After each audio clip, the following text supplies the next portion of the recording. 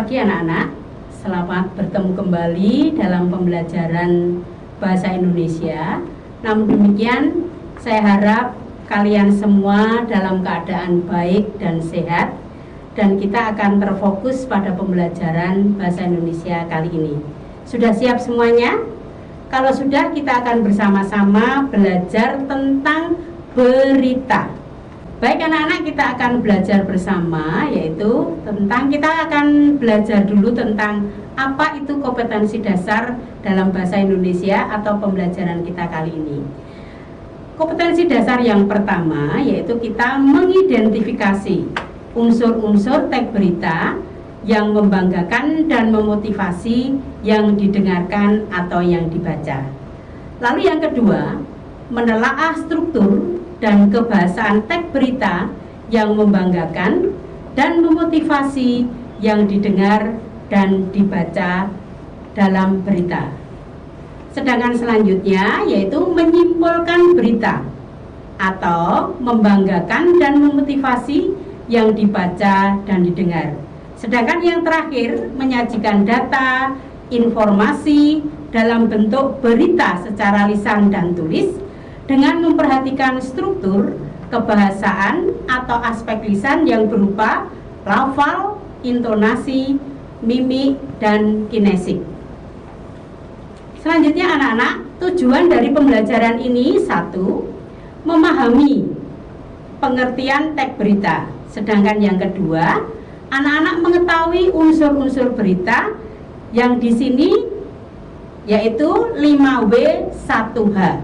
Sedangkan yang ketiga, anak-anak mengetahui langkah-langkah menyimpulkan pokok berita. Sedangkan yang keempat, mengetahui struktur teks berita yang meliputi kepala berita. Sedangkan yang kelima, membuat isi dari berita yang membanggakan dan memotivasi yang dibacakan atau yang didengar. Demikian anak-anak tujuan dari pembelajaran kita kali ini. Kita lanjutkan ya. Sekarang pengertian teks berita. Apa itu pengertian dari teks berita? Pengertian dari teks berita adalah teks yang melaporkan kejadian, peristiwa, atau informasi mengenai sesuatu yang telah atau sedang terjadi. Saya tegaskan ya, melaporkan kejadian, peristiwa, atau informasi mengenai sesuatu yang telah atau sedang terjadi. Selanjutnya, unsur-unsur berita ada 5 aspek, yaitu unsur 5W dan unsur 1H.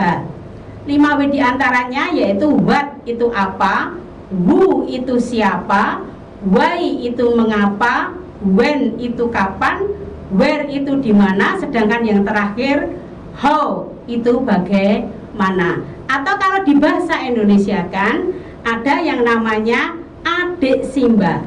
Apa, di mana, kapan, siapa, mengapa, dan bagaimana. Demikian ya anak-anak ya. Dapat dimengerti dengan jelas? Kalau sudah atau mengerti dengan jelas, Bumi lanjutkan. Sekarang tanggapan secara umum atau ciri-ciri tanggapan secara umum dalam sebuah berita. Berita itu merupakan pernyataan berbentuk lisan atau tulisan bertujuan untuk menanggapi atau menjelaskan atas suatu hal yang sebelumnya disampaikan atau dilakukan oleh pihak lain. Diulang ya,